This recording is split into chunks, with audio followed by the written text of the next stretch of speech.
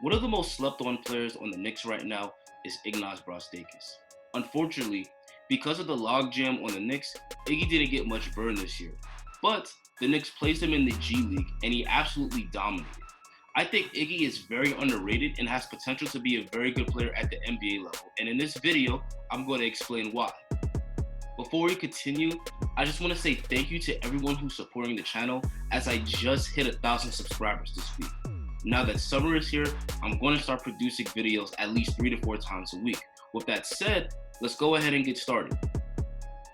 Before I break down Iggy's game, I'm going to briefly state how Iggy got to where he is now.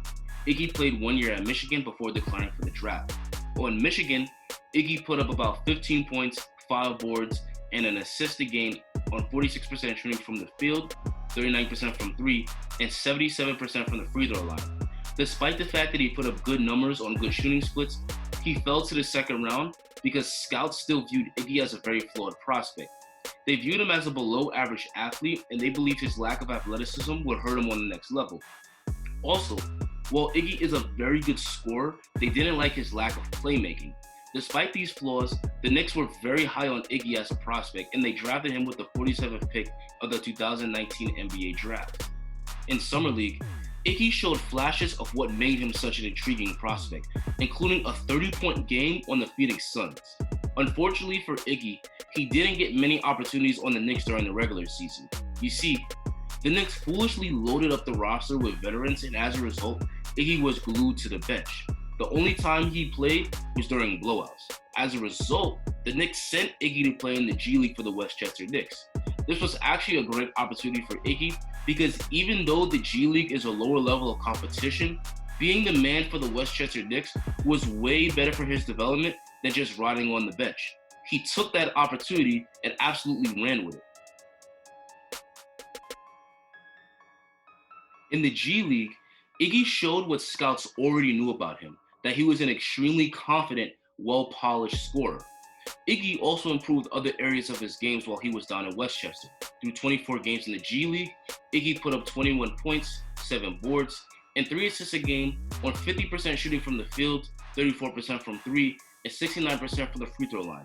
So now that we've seen Iggy's numbers, we're going to break down his strengths and weaknesses. Iggy's strengths are that he's a very good scorer, he's a good shooter, he's a strong rebounder, and an improved playmaker. His main weakness is his defense, which is still a huge work in progress at this point. Iggy has always been a very confident player, and it shows in his scoring ability. Thanks to the hard work he's put in, Iggy can score pretty well on all 3 levels. He's got pretty good shot selection, meaning he doesn't take a lot of bad, ill-advised shots. Iggy is mostly looking to score at the rim or from the 3-point line, which is great for the modern NBA game. Iggy is a very good finisher. He isn't very athletic, but he's got good moves in his bag to finish over defenders at the rim. Here, Iggy uses a nice fake to get the defender in the air, then turns around for the finish. Iggy also has a really nice spin move that he likes to use to get by defenders for the finish. While Iggy is a pretty strong finisher at the G League level, some of these moves aren't going to translate in the NBA. In the NBA, 7-footers are going to be setting these layups off the glass. At the NBA level, Iggy is going to need to adjust his game for better rim protectors. Against a 7-foot shot blocker, Iggy will need to put his body into the defender to create space to get his layup off. Iggy doesn't have a hard time getting to the rim either. Again, he's not athletic, but he's crafty enough and has a strong enough handle to get to the rim at will. His handle isn't Kyrie Irving level, but he has nice moves like the crossover to get to the rim whenever he needs to. Here, Iggy uses a nice crossover to get to the rim, misses the layup, but gets it back and gets to the free throw line. Iggy can also exploit mismatches in the post.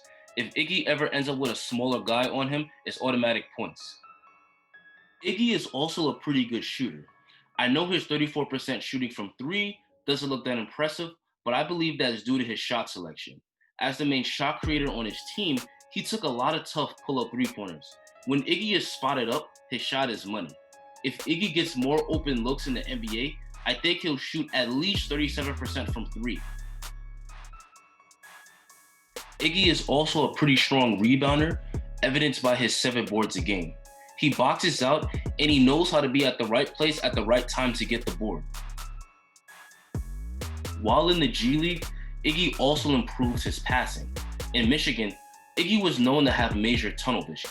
He would often attack the rim without passing it to the open man.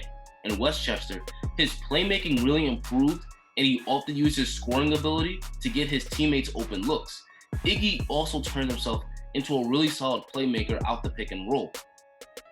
Here, Iggy receives the double screen and then makes the nice dish to the rolling big man for the layup. Here, Iggy receives another screen that makes the perfect pass to the rolling big man for the lay-in. Iggy's court vision and awareness of his teammates has improved by a huge amount. Here, he finds the cutting JJ Moore for the wide open layup. Here, Iggy shows off his court vision again by finding the open JJ Moore. Now, he doesn't get credited with an assist because of the miss, but Moore gets to the free throw line, which has the same effect as an assist. Again, another good pass by Iggy that isn't going to show up on the box score, but this is a hockey assist. So as we could see, Iggy has some pretty good strengths on the offensive end, but defense is where Iggy tends to struggle. Now, Iggy has pretty solid size at the position, but he isn't very quick laterally, and as a result, he can have a hard time staying in front of fast players. Here, Iggy gives up the middle penetration way too easily and his man gets a layup. This time, Iggy does a good job containing penetration, but he bails out the offensive player with a foul. Iggy needs to learn to just keep his arm straight up because he's still very foul prone. Iggy's off-ball defense also needs work. He needs to do a better job of seeing the ball and seeing his man. If he was more engaged, he'd be able to make more defensive plays. Here, Iggy gets caught ball watching, and as a result, his man gets a layup. Here's some more poor off-ball defense by Iggy.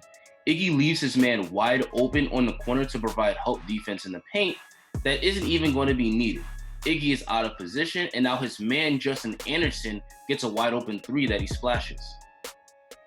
While Iggy's defense certainly needs work, I wouldn't consider it terrible. He has shown the ability to play good defense at times, but the effort and discipline needs to be there at 100% for him to improve. At the NBA level, I don't think Iggy will ever be that great a defender because he is limited by his lack of athleticism, but if he becomes more focused on defense, I do think he could be a solid defender. There's a lot of guys in the league like Nikola Jokic and Joe Ingles who aren't great athletically, but are still net positive defenders. So after breaking down his game, just how good can Iggy be at the NBA level? Even though Iggy killed it in the G League, I don't expect him to play at that same level in the NBA. We gotta remember that the G League is a significantly lower level of competition compared to the NBA. Let's not forget that Trey Burke is another player that was a superstar at the G League level. Trey Burke averaged 26 points per game in the G League, got called up 2 years ago, and now he's barely holding on to his NBA career again. I don't think Iggy will ever be a star, but I think he could be a pretty good role player. I think Iggy can be one of those guys that comes off the bench and leads your second unit. He would essentially be an off-the-bench spark plug like Lou Williams. After a few years of seasoning, I think Iggy can be one of the top bench players in the league and put up 16 points, 6 boards, and 3 assists a game off the bench. With that said, what do you guys think Iggy's potential is? Let me know in the comments. Don't forget to like the video and enjoy the rest of your day.